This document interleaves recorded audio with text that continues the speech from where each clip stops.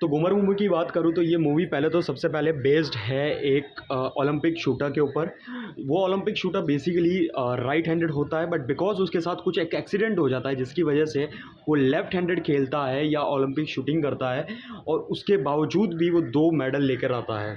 तो ये इस कैरेक्टर के ऊपर एज एन इंस्पिरेशन लेकर ये मूवी आगे बढ़ती है, या उस कैरेक्टर के बेसिस पर ये मूवी बनाई गई है। बट यहाँ पर शूटिंग वाला कॉन्सेप्ट नहीं उठाया गया है, यहाँ पर एक नया पॉइंट पूरा ही दृश्य दिखाया गया है जो कि होता है एक क्रिकेटर के पॉइंट ऑफ व्यू से। ठीक है, अब मैंने कोई स्क्रिप्ट वगैरह नहीं पढ़ी है तो ये आपको वीडियो स्क्रिप्टेड लगेगा भी नहीं, तो सोचिएगा भी मत कि आप एक वे से जाएंगे कि यहाँ यहाँ यहाँ वो स्टेप्स हम फॉलो नहीं करने वाले। बात करते हैं सबसे पहले मूवी में सबसे इम्पॉर्टेंट है that is the character that is been played by Saiyami Kher. I am don't know मैं नाम सही से प्रोनाउंशिएट कर रहा हूँ या नहीं कर रहा हूँ। और यहाँ पर इनका नाम होता है अनीना। सो बेसिकली स्टोरी का ग्रस्प समझ जाइए पहले तो। बेसिकली एक कोच है, कोच ट्रेन करता है अपने एक स्टूडेंट को, ठीक है, एक प्लेयर को, और वो उसे इस लेवल तक ट्रेन करता है कि वो एक दिन इंडिया टीम में खेल पाता है, जबकि उसकी कोई पॉसिबिलिटी ही नहीं थी खेलने की, क्योंकि ऐसा कुछ उसके साथ एक्सीडेंट हो जाता है, राइट। तो यहाँ पे हमारी जो प्लेयर है वो कैरेक्टर है, यहाँ पे उस कैरेक्टर को अनीना को बहुत ही डिसिप्लिन्ड कैरेक्टर दिखाया गया है।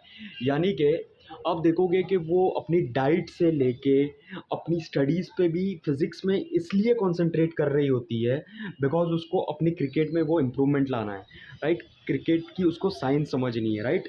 तो यहाँ पर उस कैरेक्टर को अगर आप देखोगे तो Anina is very discipline towards his achievement of goal. वो कुछ भी करके अपने गोल को अचीव करना चाहती है, राइट। यहाँ पर इसके बाद कोई भी इंडियन मूवी हो, अगर उसमें लव स्टोरी ना दिखाया जाए तो वो इंडियन मूवी होती ही नहीं है। तो हम यहाँ पे देखते हैं अंगद बेडी को, ठीक है, जो कि जीत का रोल प्ले करते हैं। और बेसिकली ऐसा दिखाया गया है कि कई सालों बाद एक पुराना प्यार वापस आता है, बचपन में हुआ प्यार वापस उसके पास लौट कर आता है कुछ सालों के बाद उसके दादा की गाड़ी के साथ। दैट इज़ वो आप जो मूवी में है देख लेना, ठीक है। तो अब वो वापस आ गया। सबसे इम्पॉर्टेंट और सबसे इंटरेस्टिंग होती है वो होती है हमारे पदम सिंह जी की एंट्री, यानी कि अभिषेक बच्चन की एंट्री। अब अभिषेक बच्चन ने जो इस मूवी में एक्टिंग की है वो that is like salute, salute to that acting. उनके इमोशंस जो पोर्ट्रे होते हैं, जब वो जो चीज़ें दिखाना चाहते हैं, जब वो डायलॉग की प्रेजेंटेशन भी करते हैं, तो ऐसा लगता है कि वो डायलॉग उसी वक्त उस मोमेंट को ही सूट कर रहे हैं, राइट। तो एक से एक सीन सिनेमाटोग्राफी अभिषेक बच्चन के इर्द गिर्द जो भी हुई है वो बहुत बढ़िया हुई है। तो बेसिकली अगर किसी ने मूवी में चाँद चाँद लगाए हैं तो ऑब्वियसली एक्ट्रेस तो है ही जो मेन कैरेक्टर है, but apart from this Abhishek Bachchan's role is very crucial. उनकी जो फर्स्ट एंट्री होती है जब बेसिकली ये जो अनीना है जब ट्रेनिंग कर रही होती है, तब ये आते हैं एज एन ऑडियंस कि वो देख रहा होता है और वो चेक करना चाहता है कि ये प्लेयर क्या सही से खेल भी रहा है या नहीं खेल रहा है। तो वो एक बॉल डालता है एंड इट्स विकेट, विकेट गया, राइट। तो वो जब हम देखते हैं तब पता चलता है कि अभिषेक, ये जो पदम सिंह वाला कैरेक्टर है, how skilled he is. But इसके पीछे भी एक स्टोरी होती है, वो ऐसा क्यों है करंटली, अब वो क्यों नहीं खेल रहा, बिकॉज ही इज़ रिटायर्ड। नहीं, ये कारण नहीं होता है, मूवी में आगे जाके बताया गया है कि उसके साथ भी कुछ इंसिडेंट हुआ था। वो इंसिडेंट क्या था, तो बेसिकली 1995 में कुछ हुआ था जिसकी वजह से वो टेस्ट मैच तो खेलता है बट उसके बाद कभी मैच खेल ही नहीं पाता। इसके बाद वो बहुत सारे ट्राइज़ करता है कि वो मैच खेलेगा, बट ऐसी कभी अपॉर्चुनिटी उसके पास आती ही नहीं, और जब अपॉर्चुनिटी आती है तो शायद उसे नहीं करना होता है। तो एक तरह से वो भी फेल्ड होता है अपनी लाइफ में कहीं ना कहीं, ओके। बट यहाँ से हमें ये पता चलता है कि ये बहुत स्किल्ड था बिकॉज एक ही बॉल में उसने विकेट गिरा दिया। अब वो आता है वहाँ पे, उस ग्राउंड में उनकी लड़ाई होती है और वो वापस चले जाता है। अब वापस अनीना की जो है ट्रेनिंग वगैरह होती है, वो मेन टीम में सेलेक्ट हो जाती है। एक दिन उनकी एक मीटिंग रखी हुई होती है, ठीक है। अब उस मीटिंग में बहुत सारे लोग आते हैं, बट बाहर से हमारे अभिषेक यानी कि ये जो पदम सिंह जी है वो भी आते हैं। क्यों? क्योंकि उनकी वो रेगुलर जगह हो रही है जहाँ पे वो पार्टी हो रही है, तो वो आते हैं अपनी ड्रिंक लेने आते हैं, बट उनको वहाँ बाहर रोक दिया जाता है। और क्योंकि उनको रोका जाता है इसलिए उन्हें गुस्सा आता है और वो अंदर आकर देखते हैं कि वही लेडी यानी कि अनीना है जिसे उसने एक बॉल में आउट कर दिया था, उसे उन्होंने टीम में ले लिया है, इंडिया की टीम में। तो वो बहुत बेइज्जती करता है वहाँ पर उसकी, और इतनी बेइज्जती करता है कि वो लड़की यानी कि अनीना वहाँ से उठ के निकल जाती है, राइट। और तभी जो वहाँ का हेड होता है वो उन्हें यानी कि पदम सिंह को आके मुक्का मार देता है, मुक्का जड़ देता है। यहाँ तक ये कहानी चली रही होती है कि आगे हम देखते हैं कि वो आशिक जो जीत, जिसका मैंने आपको नाम बताया था, उसका आशिक अनीना का, वो आता है और उसे गाड़ी में बिठाकर घर ले जाता है। अनीना के दिमाग में पता नहीं क्या आता है और वो बोलती है मैं ड्राइव करूँगी। क्यों? क्योंकि उसका एक्सीडेंट करवाना था। क्यों? क्योंकि डायरेक्टर ने बोला था। नहीं, ज़रूरी नहीं है, बट सपोजिंगली जैसे किस्मत में जो लिखा होता है ना वो बदल नहीं सकते। ये तो फिलहाल फेयर मूवी थी।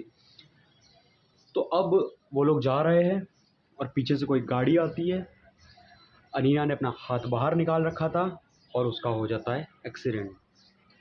अब ये बहुत ही इलॉजिकल एक्सीडेंट तो नहीं कहूँगा, बट ऐसा भी हो सकता है, लाइफ है, कुछ भी हो सकता है। तो मूवी है, मूवी में तो कुछ भी हो सकता है। जब लाइफ में कुछ हो सकता है तो मूवी में क्यों नहीं हो सकता। अब हो गया उनका एक्सीडेंट।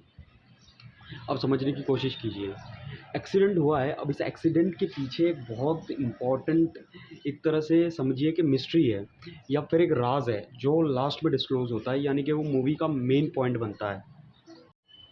अब जब ये एक्सीडेंट हो गया है तो ऑब्वियसली वो हॉस्पिटल में एडमिट होती है। वो अपने घर जाती है अनीना, और एडमिट होने के बाद रेस्ट करने के लिए अपने घर जाती है और वो देखती है कि उसका एक हाथ तो है ही नहीं। तो अब इस सिचुएशन में उसके लिए वो जो पेन होगा दैट इज़ अंडरस्टैंडेबल, राइट। अब वहाँ पर आते हैं हमारे पदम जी, उसके बर्थडे वाले दिन। उसे विश करने नहीं आते, वो उसे बोलते हैं कि तू क्रिकेट खेल वापस। उसे समझ नहीं आता, उसे लगता है कि वो सिंपैथी दिखाने की कोशिश कर रहे हैं और उसे अच्छा नहीं लगता कि उसे कोई सिंपैथी भी दिखाए। इनफैक्ट जब जीत भी उससे मिलने आता है तो वो उसे धक्के मारकर निकाल देती है कि आज मुझे तुझे तेरी सिंपैथी की ज़रूरत नहीं है, ठीक है। तो अब उसे वहाँ से निकाल दिया जाता है। But Padam Singh is literally this character is phenomenal. आप इस कैरेक्टर को देखोगे तो आपको लगेगा जैसे emotionally he is very stable, his calmness, the way he walks with full confidence and nothing to lose except hope. वो ज़िंदगी, अपने ज़िंदगी से कुछ चाहता नहीं था, उसे देखकर पता चलता है, राइट। अब वो उसे ट्रेन करने के लिए बोलता है और वो उसे क्लू दे जाता है कि वो बोलता है कि क्रिकेट में सिर्फ बैटिंग ही नहीं होता, क्रिकेट में बॉलिंग भी होता है। तो ये बात उसके दिमाग में बैठ जाती है, ओके बॉलिंग भी होता है, राइट, तो मैं बॉलिंग करूँगी। अब वो उसके साथ ट्रेन होने जाती है। अब मैं आपको बता रहा हूँ आपको ये मूवी क्यों देखनी चाहिए। सबसे पहली चीज़, मूवी में जो ट्रेनिंग दी गई है that is one of the best scenes. मतलब जो जो ट्रेनिंग दी गई है अलग अलग तरीके से, चाहे वो ग्राउंड बनाना हो, ओके, चाहे फिर वो बॉलिंग की ट्रेनिंग देनी हो, चाहे फिर वो स्पीड कैसे एनहांस करनी है उसके टिप्स हो, वो जो देता है अभिषेक बच्चन यानी कि हमारे पदम सिंह जी जो देते हैं, that the way he do that, the way it is shown in the movie, that is excellent, that is must watch. आप अगर किसी रीज़न से मूवी देखते हो या नहीं देखते हो, बट प्लीज़ अगर आप एक क्रिकेट फ़ैन हो तो आपको ये मूवी देखनी ही चाहिए। Because the way he train, that coach वाला part that is phenomenal. And whatever he does it effortlessly. यानी कि उसमें कुछ एफर्ट नहीं लगा, ऐसा नहीं लगता कि यार ये क्या कर दिया इन्होंने, कुछ बाहर भी कर दिया, ऐसा कहीं नहीं लगता। He is doing everything very effortlessly, ठीक है। तो अब वो ट्रेनिंग वाला पार्ट हो जाता है। फिर उन्हें एक समस्या नज़र आती है कि यार चल बॉलिंग सीख लिया, सब कुछ सीख लिया, बट हर बार आप एक चीज़ नोटिस करोगे कि पदम सिंह ईगो तोड़ता है, किसका? अनीना का। वो जब भी कुछ सीख जाती है तो वो उसे एक नई चीज़ दे देता है कि तुझे ये तो आता ही नहीं। सपोज़ अगर तू सामने होती और तू बैटिंग कर रही होती तो क्या तुम इस बॉल पे आउट होते? नहीं होते ना। Why you need to improve, right. तो ऐसे इम्प्रूव करते करते एक लेवल आता है जब वहाँ पे उनको पता चलता है कि नहीं, सब कुछ इम्प्रूव किया जा सकता है, बट स्पीड, एक हाथ से स्पीड कैसे इम्प्रूव होगी, राइट। स्पीड इम्प्रूव होने के लिए तो मोमेंटम चाहिए। जैसे मैं अगर ये ऐसे ऐसे डाल रहा हूँ तो ये मेरा बॉडी मूव किया और मेरा हाथ ये पीछे जाएगा, तो ये तो होगा ही नहीं। तो ये समझने के लिए फिर वो एक नई टेक्निक के साथ आते हैं और उस टेक्निक के साथ ही उस मूवी का नाम भी जुड़ा हुआ है। अगर आप पूरी देखोगे तो आपको पता चलेगा। सो मूवी अगर आपने नहीं देखी है तो पहले तो जाके एक बार मूवी देखो। और स्टोरी सुनने में कोई मज़ा नहीं आता है जब तक आप मूवी को फ़ील ना करो, राइट। फ़ील करना इज़ मोर इम्पॉर्टेंट। मूवी को एक तरह से समझना कि आप मूवी में हो, you are not watching that character, you are that character for that 3 hours 2 hours और whatever that movie is. फिर ये सब हो जाता है, वो वापस मैच खेलने भी चली जाती है, राइट, उसका सिलेक्शन हो जाता है। एंड लास्ट में लास्ट सीन्स जो इस मूवी के हैं वो बहुत इंपॉर्टेंट है। ये वो मैं नहीं बताने वाला लास्ट सीन्स क्या होते हैं, उस एक्सीडेंट का रीज़न क्या था, उस एक्सीडेंट में कौन था, लास्ट में क्या होता है, उसके लिए आपको मूवी देखनी पड़ेगी। But movie is a must watch. अब इस मूवी का जो अब तक का जो बॉक्स ऑफिस का कलेक्शन है, दैट इज़ 0.95। और ये इतना कम क्यों है, इसके पीछे भी एक रीज़न है।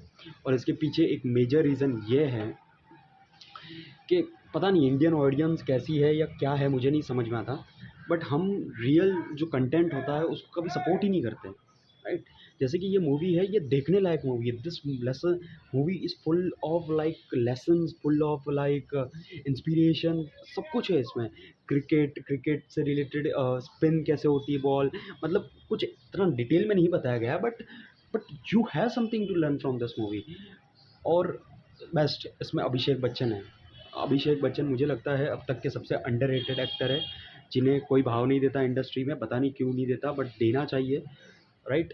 तो ये बातें हैं जो आपको इसलिए इस मूवी को देखना चाहिए। गो मस्ट वॉच मूवी है ये, मस्ट वॉच मूवी।